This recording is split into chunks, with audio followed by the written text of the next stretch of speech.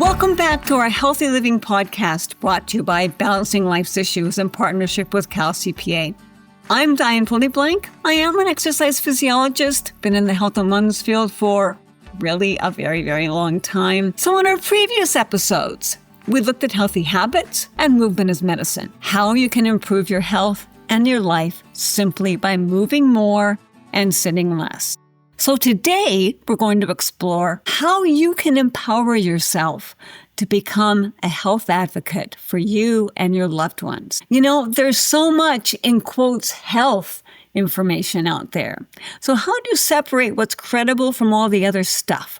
Between Insta, TikTok, YouTube, Facebook, it seems like there are so many people who are happy to share their special information on social media. So it's important to be wary and to be very cautious. Let's look at how you can separate the reliable and the accurate from all that other noise. First of all, look at the source. Where is it coming from? Reputable sources include government agencies, the CDC, the NIH, the World Health Organization, and those are links that are going to end in gov. As well as, there are hospitals like the Mayo Clinic, which is my personal go-to, the Cleveland Clinic, Boston Women's, information from recognized universities such as Harvard, Johns Hopkins, and well-established peer-reviewed journals, The Lancet, the New England Journal of Medicine, JAMA, the Journal of Clinical Oncology. You can be pretty sure and rest assured that the information you're getting from these sources is true. So what about websites? They're all over the place, right? Some are good, some are not very good, and there are some that are very suspect. The NIH put out a checklist that can help you determine the validity of a medical website. First of all, ask why. Why was it created? Is the mission or the goal of the website owner or the sponsor made clear? Did they actually put it out there? Is the website owner or the sponsor a federal agency, a medical school, a hospital, or a large professional or nonprofit organization? Or is it related to one of these? Probably pretty accurate then. Is the website written by a medical or scientific professional? Or does it reference trustworthy sources for its health information? If it's true and important, more than one reputable source is going to report it. Does the site offer contact information, like an email address or a phone number or a mailing address where you can actually call somebody or get more information? When was the information written and when was it last updated? The web is wonderful and it keeps all kinds of historical documents, right? But a 10-year-old article is most likely going to be outdated. And is your privacy protected? Is the website secure? And then ask yourself, is this website offering really quick and easy solutions to resolving health problems? Chances are it is not very reputable. Just be extremely cautious with influencers, random blogs, if the website is trying to sell you something. Wherever you're looking, be sure to question and verify. If an online source does not provide verifiable references, it's best to just ignore it. So some red flags here. Overpromises. Cures all diseases. Lose 20 pounds in a week. 2 minutes a day to a healthy heart. Pretty much red flags, right? Or fear-based languages. Doctors don't want you to know this. Or there's no credible citations or only citing other opinion blogs. And then emotional manipulation. Oh, you're going to feel so terrible if you don't do this, right? Look for clear facts. And while online information is really helpful, it is really absolutely necessary to know the source. And I can't stress this enough. It can be a starting point, not a replacement for your healthcare provider. Before making medical decisions, check with a licensed physician, dietitian, pharmacist, or other certified health professional. So now, let's say you have an appointment with your healthcare professional. The reality is, the medical world has undergone and is continuing to undergo dramatic changes. which not only affect your relationship with your healthcare professional, but the quality of the care that you receive. The family physician of years gone by just does not exist. Most primary care appointments are booked for 15 minutes. Now, according to a longitudinal study that was recently published by JAMA, the mean healthcare professional will spend an average of 18.7 minutes with the patient. And your healthcare professional may be seeing 25 or more patients a day. It's, kind of no wonder that they might seem rushed and stressed. So in order to ensure you receive the best healthcare, you need to partner with your physician, and you need to make sure your communication is clear and effective. So let's look at tools that can help you get the most out of your visit. Before your appointment, be prepared. Your healthcare professional can only treat you if they have a full picture of your health history, including family medical history, as detailed and as far-reaching as possible. Have a written health history record, whether in a notebook, in an app, on your phone, or an accordion file. It doesn't matter where you keep it. Just be sure it's up to date and you know where it is. And a family health history. Go back as far as possible. Grandparents, older adult family members, aunts, uncles. You need to know about their illnesses and their conditions. And this can be the key to managing your health and the health of your children and even your grandchildren. Here's just a little bit of caution. Sometimes anecdotal medical histories are inaccurate. So try as best you can to substantiate what you've been told. Many conditions are hereditary. They might skip a generation. So if you know you or your children are at risk of developing something, it is so much easier to diagnose and to treat it early. Like they say, forewarned is forearmed. And now just make sure that you choose the right format for you. There are lots of apps. You can just write things down on paper, and as long as you know where it is. And the CDC offers a free family history document that you can fill out and store securely on their website. Just go to cdc.gov and look for family history. Be sure you know your symptoms, when they started, when you noticed them most, when they got worse or better, what self-treatment you've done.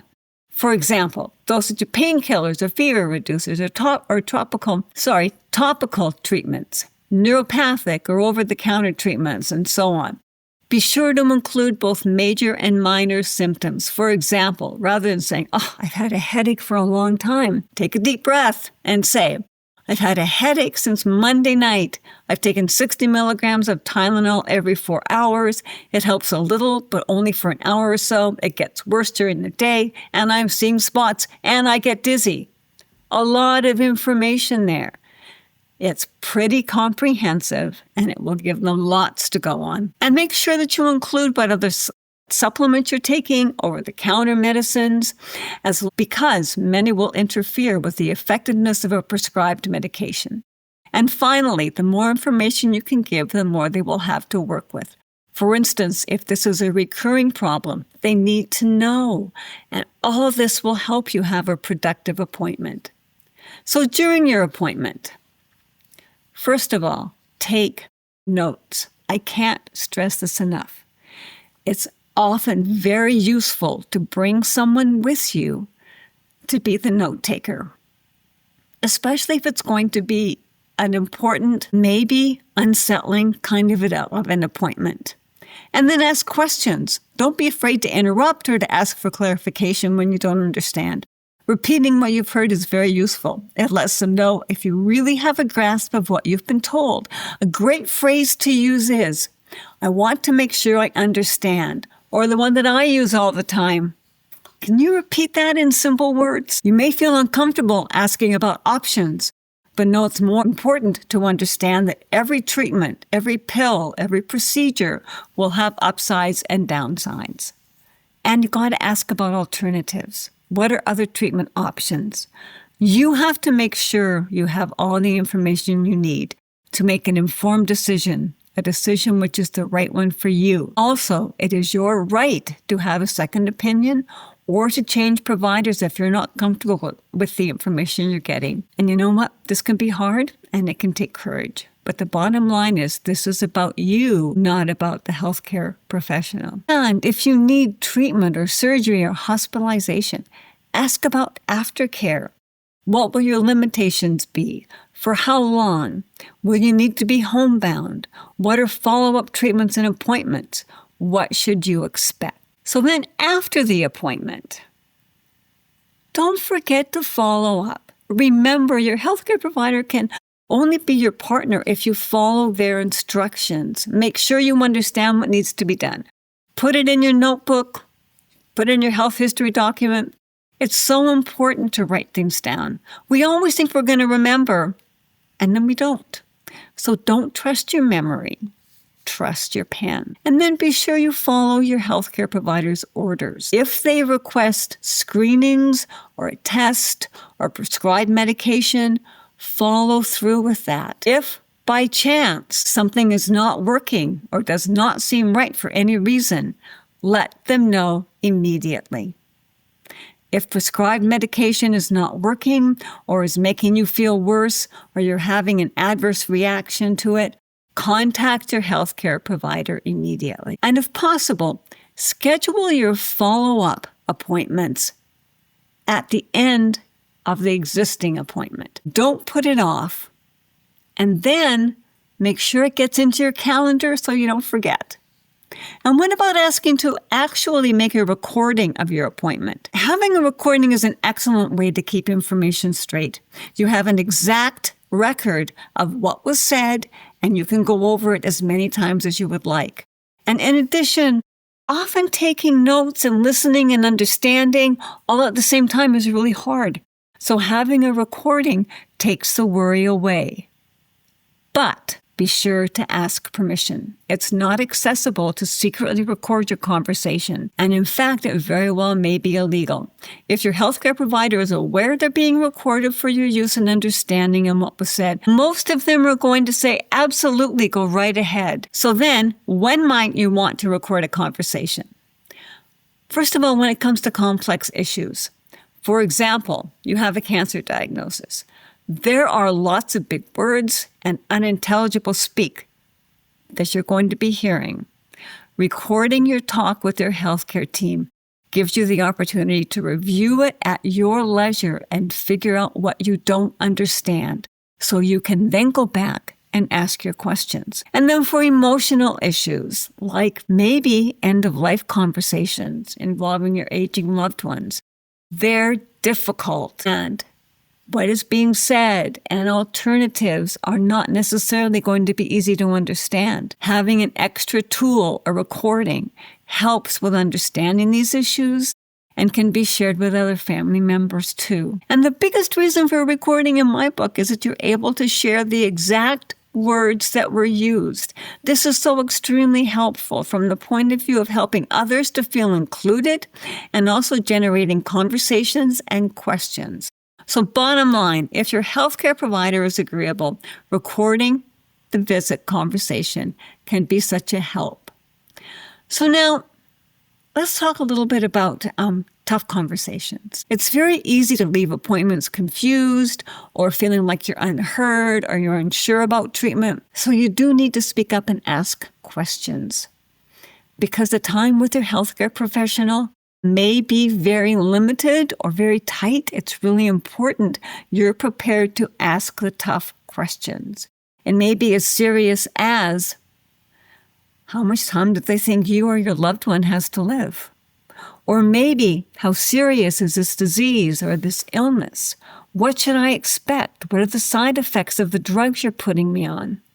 Be sure to think of these questions before your appointment and have them written down in order of importance. If you think you're going to be too emotional to ask these really tough questions, write them down and just give them to your healthcare provider to read and respond to.